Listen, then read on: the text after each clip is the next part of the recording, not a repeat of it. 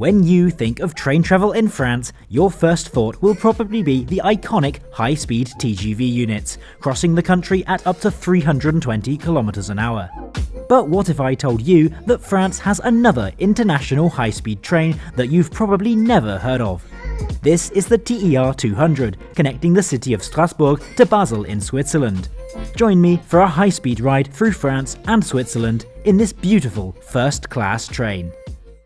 Strasbourg is home to what is easily the coolest train station in all of France. The current station was opened in 1883, replacing the city's previous poorly located station. The station is rather special, with the original 1880s building still standing, with a modern glass frontage being added in the 2000s. This greatly expanded the station's passenger capacity, well needed following the arrival of the first high-speed TGV services from Paris. As a major interchange here in the regional capital, the station boasts many facilities and connections. While buses depart from the front of the station, there's also an underground tram stop. This pleasant annex area also features a selection of seating.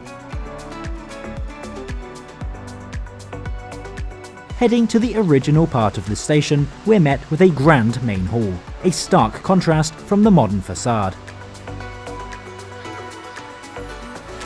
In here is a range of shops and cafes, even featuring a souvenir shop. Here in Strasburg Station, the platforms are situated above street level, with a spectacular train shed over the main platforms.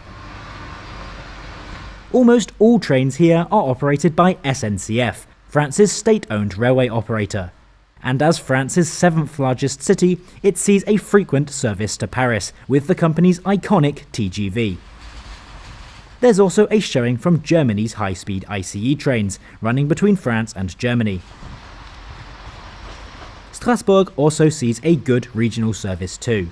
Unlike many regions of France, which provide poor levels of funding, the Grand Est region invests in its railways, resulting in a frequent service from Strasbourg to surrounding towns. Some of these regional services are even international, with this bean-looking train about to set off for Offenburg in Germany. And it's one of these international regional services that I'll be travelling on today. My train is TER 96219 to Basel SNCF, departing at 11:51.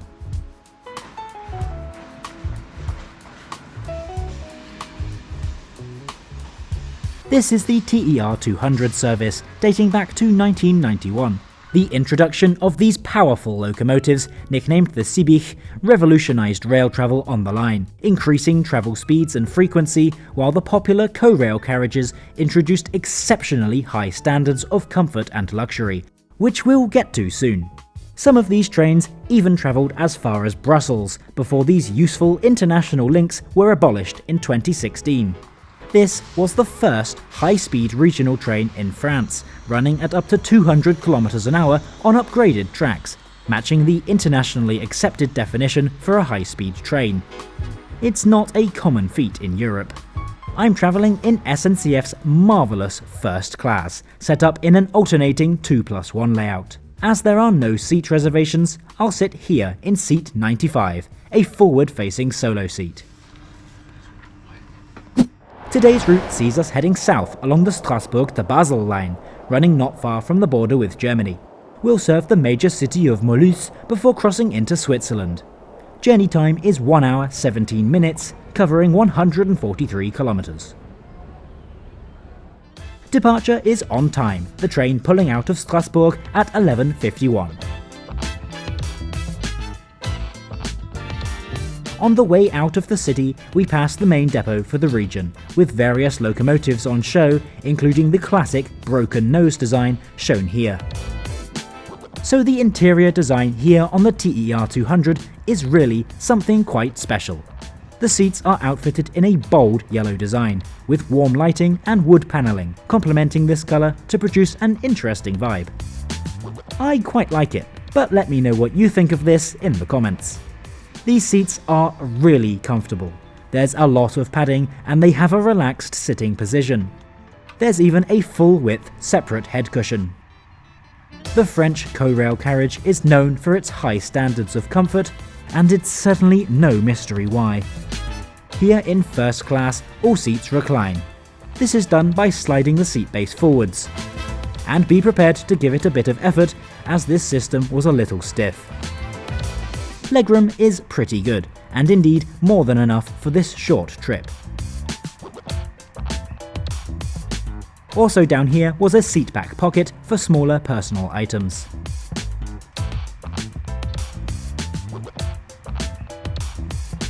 While the bay seats feature a small, semi-elliptical table, airline-style seats have a large seatback table, good for working on. There's also a separate drinks holder just above. And between seats, there's a pair of large folding armrests.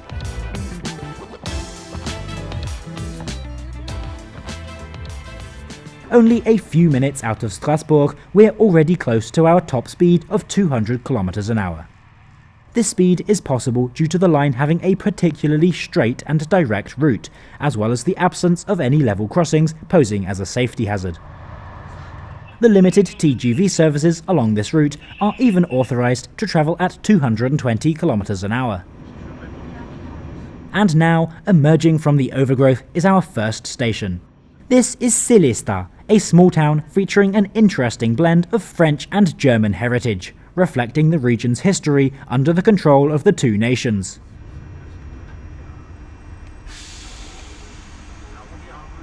And that fact brings us nicely to the interesting history of this railway in general.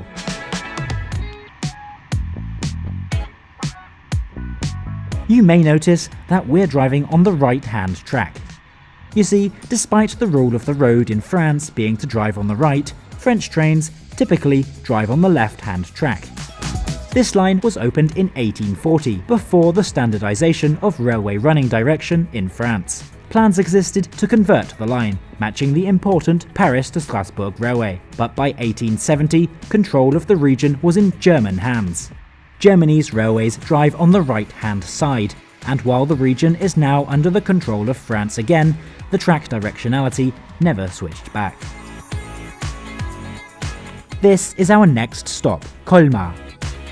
This station has a particularly interesting design, with its impressive main hall being basically identical to that of Gdańsk Główny in northern Poland. France has a lot of freight trains on its network, away from the dedicated high-speed lines. But you can expect to see some rather different locomotives to those often seen elsewhere in Europe, with popular international designs such as the Trax 3 only recently receiving approval, while the Siemens Vectron still hasn't been approved. So let's take a look around the rest of the train, and believe me, there are some cool things to show off. Each carriage features two toilets, both found at one end of the carriage. And these were just as yellow as the rest of the interior too. The toilets were in good condition during the journey, with the soap stocked up and the water working fine, with a hand dryer also being provided. Large luggage stacks are available at each end of the carriage, with well-sized overhead luggage racks too. Note that it's actually a legal requirement in France to equip your baggage with name tags, like this.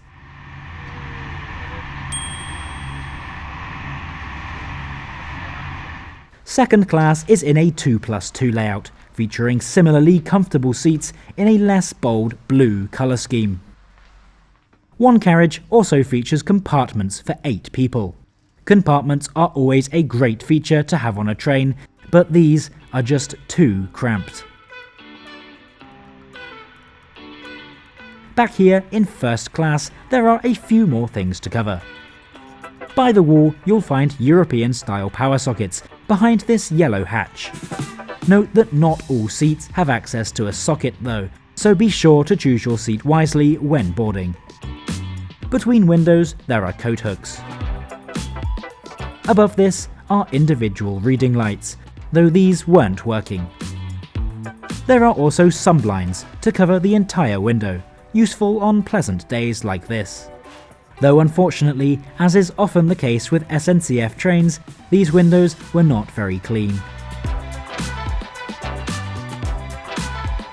At this point, we slow for our next stop as we pass another TER 200 service accelerating out of Mulus. The city is best known, by me at least, for its large railway museum, the largest of its kind in the world. Mulus is also known as the French version of Manchester. I'll let you discuss in the comments if that's a good thing or not. And before we cross the border, we make one more stop here in the town of Sanui. The town is close to the Euro airport Basel Mulus Freiburg, physically located in France, but serving cities in Switzerland and Germany too. So let's talk about how much this journey costs. A one-way first-class ticket is sold at a fixed price, and that is €45. Despite the seriously high comfort, I think this is a hefty price to pay for such a journey, and in this case, second class is a fine option, at around €30 instead. We've now just crossed the border into Switzerland, and believe it or not, are just a few minutes away from our terminus today. Arrival at Basel SNCF station is 2 minutes late at 13:10. Overall, this was a really good journey with SNCF's TER 200. Whilst not as fast as their iconic TGVs, these trains offer a more spacious experience, with regular reliable timetables and fixed prices. And Switzerland is a nation itself known for incredible high quality and reliable trains, and I recently had a chance to try the country's next generation train between two key Swiss cities. A truly perfect experience that you can see by clicking up here now.